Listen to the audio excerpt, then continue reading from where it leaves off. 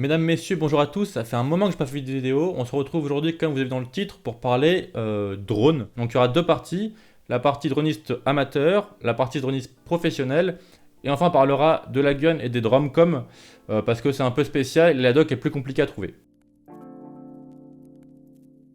Concernant la partie amateur, c'est assez simple.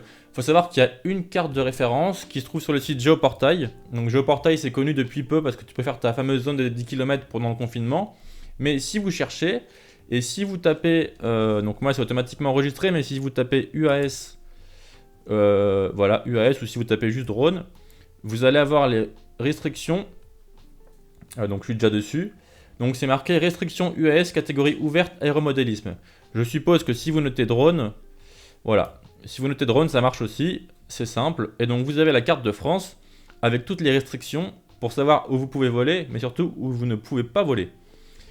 Si on prend l'exemple de Nantes, je connais bien Nantes comme c'est chez moi, on se rend compte globalement que donc tout ce qui est rouge, forcément, c'est les agglomérations. Si vous cliquez, vous voyez bien que c'est marqué vol interdit.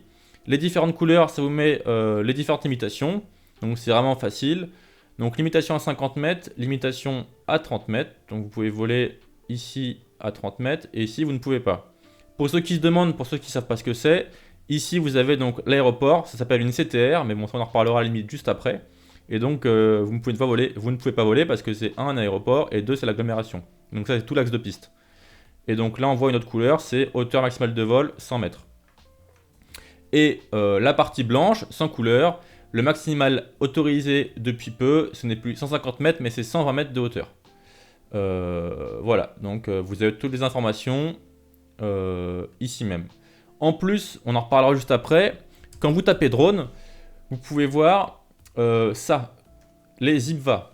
Alors, les IPVA, on en reparlera pour la Guyane notamment. Alors, qu'est-ce que les IPVA? C'est marqué zone interdite à la prise de vue aérienne. Bon, souvent c'est plus pour nous que pour les amateurs, mais j'en profite, hein, c'est une couche de portail. Et donc ça va être quoi? Ça va être une prison.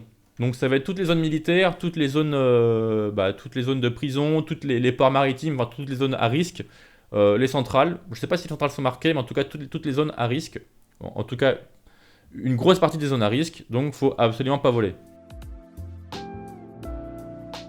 Ensuite, si vous voulez être télépilote professionnel, il faut vraiment comparer ça à la voiture et c'est vraiment les mêmes principes.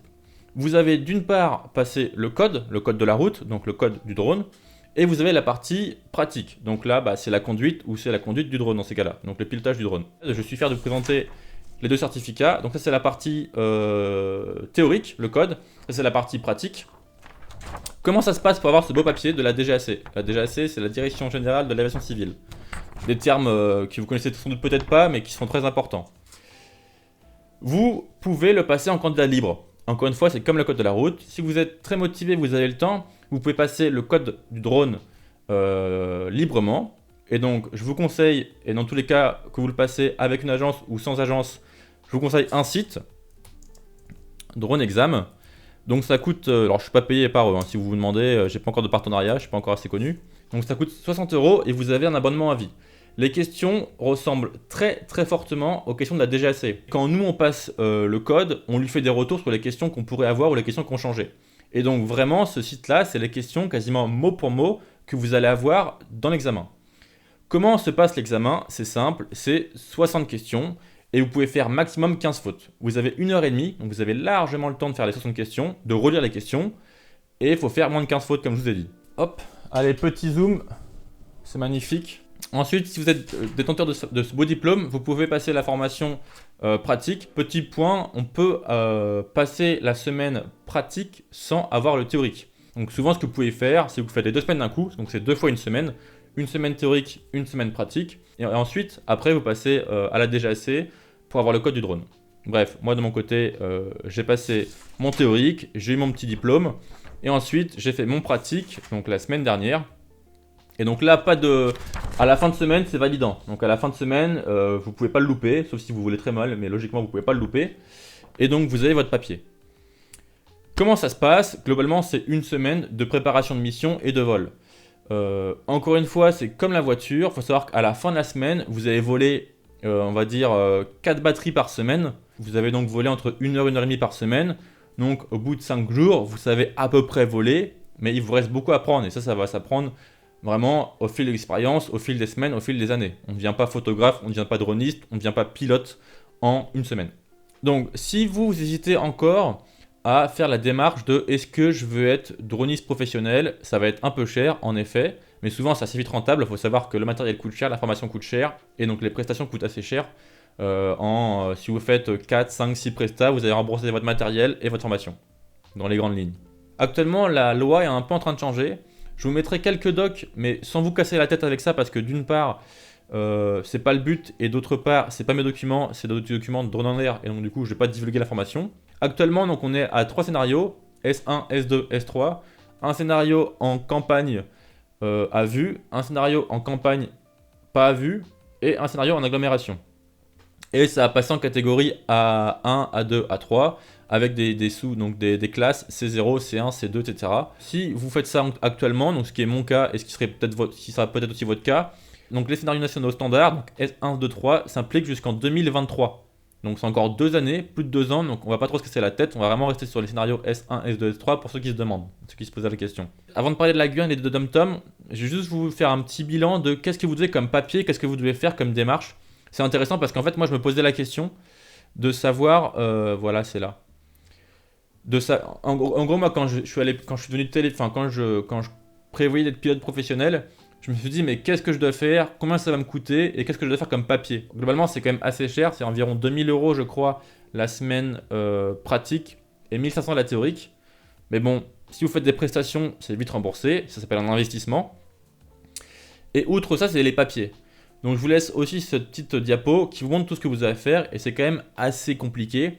Mais c'est compliqué en one shot. C'est-à-dire que quand vous commencez, vous avez beaucoup de choses à déclarer, beaucoup de choses à faire. Mais une fois que c'est fait, vous ne le refaites plus. Vous allez connaître le site Alpha Tango. Donc, hop. Donc là, vous voyez que mon drone, il est il est dans les règles maintenant. J'ai mon numéro d'UAS. Magnifique. Et donc là, si il est perdu ou volé. Donc ça, c'est obligatoire. C'est un des points obligatoires. Il y a pas mal de petites fiches à faire du style manuel d'utilisation, déclaration de vol si vous volez en S2. Mon but, c'est pas de tout énumérer. Parce que ce document-là, vous allez l'avoir si vous passez la partie pratique et théorique. Ça peut paraître un peu beaucoup comme listing.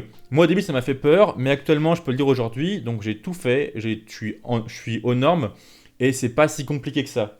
Mais donc j'ai mon Manex, donc j'ai mon map qui est là. Donc c'est un manuel de mon activité. Donc j'ai différentes déclarations de la DGAC. Vous voyez, donc là c'est quoi? C'est extrait de registre des aéronefs civils, là c'est l'extrait de registre des exploitants du AS.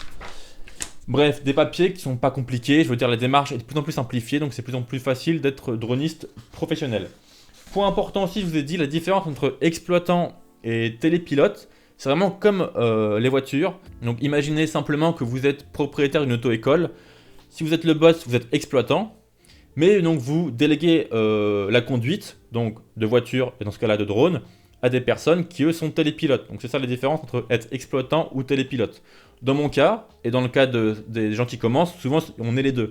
Donc on est exploitant, donc et patron, et on est à la conduite. Donc on est aussi télépilote. Donc c'est pour ça que je suis exploitant télépilote de drone.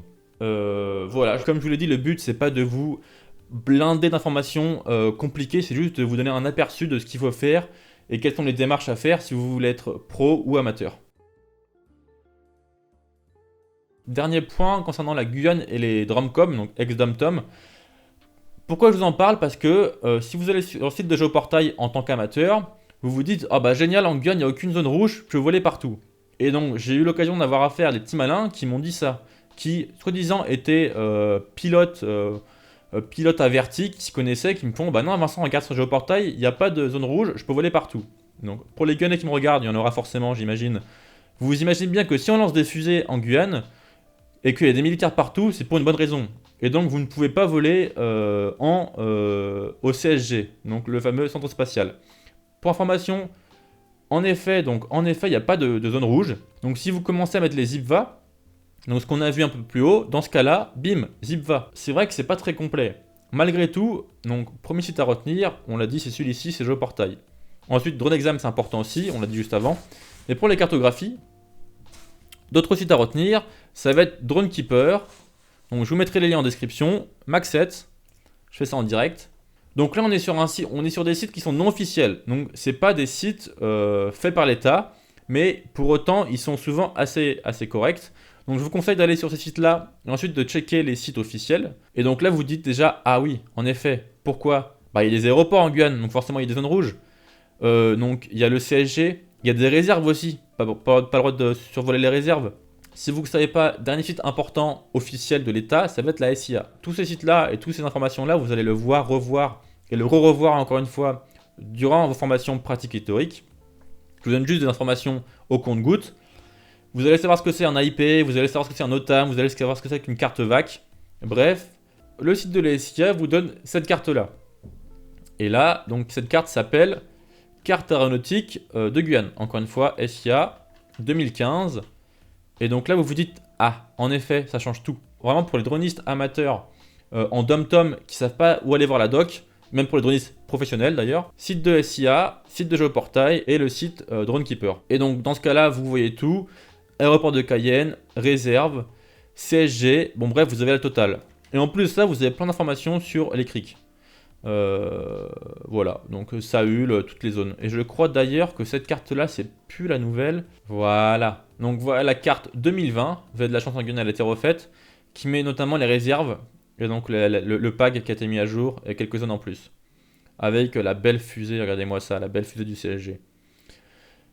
Voilà, donc je pense avoir tout dit, je pense que vous avez reparlé donc la partie amateur, une seule carte, Géoportail, la partie professionnelle, théorique, pratique, vous allez avoir toutes les documentations nécessaires durant votre semaine de formation.